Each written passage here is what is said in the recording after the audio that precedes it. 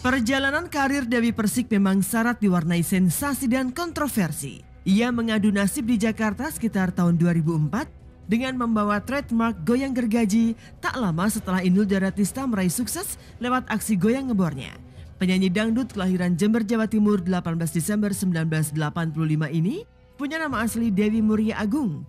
Nama Persik sendiri diberikan oleh manajernya agar karir Dewi bersinar seperti buah persik yang di Cina dianggap sebagai pembawa keberuntungan. Penampilan Dewi mendapat kritikan karena aksi panggungnya yang seronok serta pakaiannya yang minim dan ketat. Inilah sensasi pertama yang ia lakukan karena sejak itu Dewi seperti dengan sadar menjual sensualitas untuk menarik perhatian khalayak. Maaf, saya bukan penyanyi karbitan gitu loh. Jadi kalau misalkan ada orang yang ingin menjatuhkan dan lain sebagainya, kalau ngomong masalah seronok masih banyak yang lebih seronok daripada saya. Masih banyak banget gitu loh. Kalau perlu dicekal aja artis luar negeri yang datang ke Indonesia, nggak perlu ada artis luar negeri datang ke Indonesia.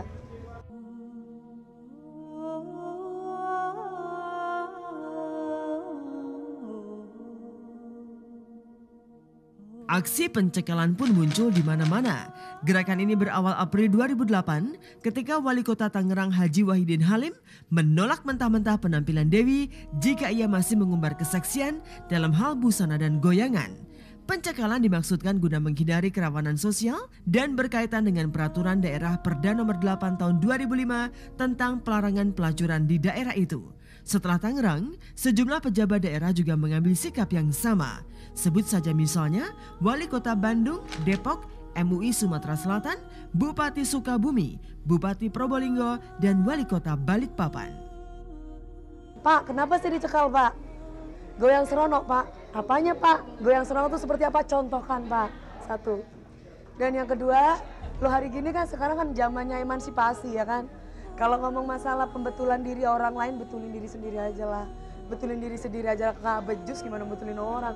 Negaranya dulu, daerahnya dulu bikin maju, baru komentar yang lainnya gitu. Dewi sendiri terkesan menikmati kontroversi itu sebagai ajang untuk mempromosikan diri. Di tengah pencekalan atas dirinya di panggung dangdut, film perdana Dewi berjudul Tali Pocong Perawan justru meraih sukses. Dalam 2 pekan penayangannya, film bergenre horor itu meraih jumlah penonton hampir 1 juta orang.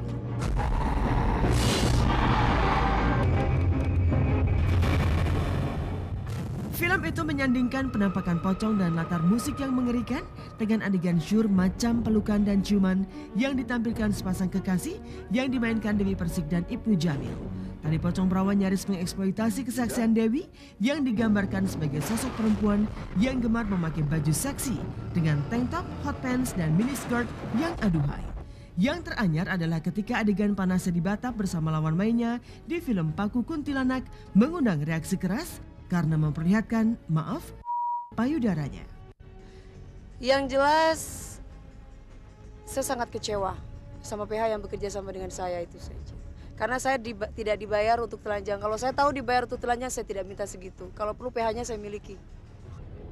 Lewat film tersebut, Dewi seolah melakukan perlawanan balik akan pencekalan dirinya yang dilakukan sejumlah pejabat pemerintah daerah di pentas dangdut.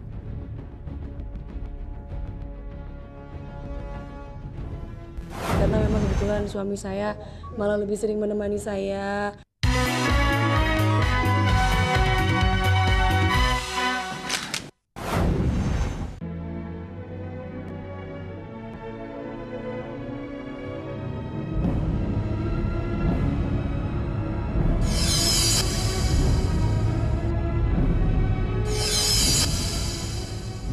Area konflik dan sensasi Dewi Persik tidak hanya terjadi di wilayah publik, bahkan dalam areal pribadinya, DP juga tak sungkan-sungkan bersitegang dengan Aldi Taher, suaminya sendiri.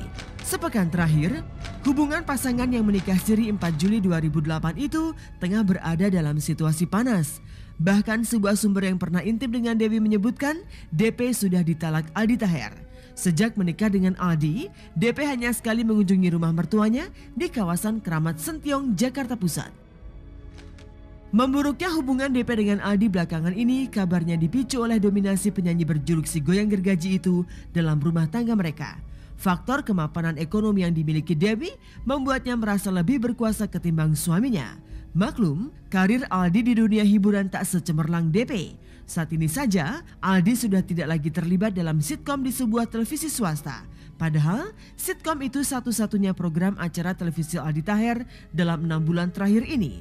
Aldi diputus kontraknya karena tidak bisa memenuhi jadwal yang telah ditentukan. Dalam beberapa kesempatan, Aldi memang terlihat sibuk menyopiri istrinya kemana-mana. Sementara itu karirnya di dunia musik pun tak jelas lagi juntrungannya. Duo King Kong yang sempat didirikannya bubar di tengah masa promosi. Lagi-lagi karena Aldi sibuk menemani istrinya ke sana kemari. Saya sering banget karena memang kebetulan suami saya malah lebih sering menemani saya di luar kota, acara off air. Dan saat ini ya saya juga kalau memang kenyataannya lagi kosong ya mau ngapain lagi di rumah gitu kan. Ya menemani suami karena memang intinya rumah tangga kan di atas segalanya, keluarga gitu loh. Duit mungkin bisa kita cari. Toh rezeki saya, rezeki suami saya, rezeki suami saya juga rezeki saya. Itu aja. Sikap kepala batu DP juga pernah dialami Saipul Jamil mantan suaminya. Puncak perseteruan DP versus Saipul terjadi menjelang perceraian mereka. DP bahkan membuang cincin kawin saat bertengkar hebat dengan Ipul. Konflik dengan Ipul juga merembet ke keluarga besar Ipul lainnya. Dia gampang terpengaruh.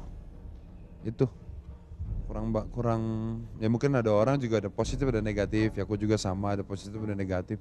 Dia gampang sekali dipengaruhi oleh orang. Pokoknya ya saya berharap semoga sifat yang gampang terpengaruh itu semoga hilang gitu. Dewi rupanya menyadari bahwa sensasi dan kontroversi tak selamanya berdampak buruk pada perjalanan karir keartisannya. Dalam banyak hal, ia malah terkesan menikmati beragam pemberitaan buruk tentang dirinya sebagai ajang untuk mempromosikan diri.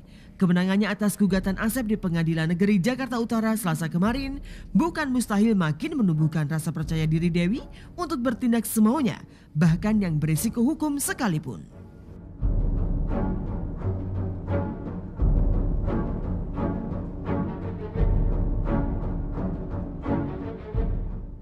Film ini peran gue di situ sebagai orang yang nge-rap juga, sebagai rapper juga gue mau.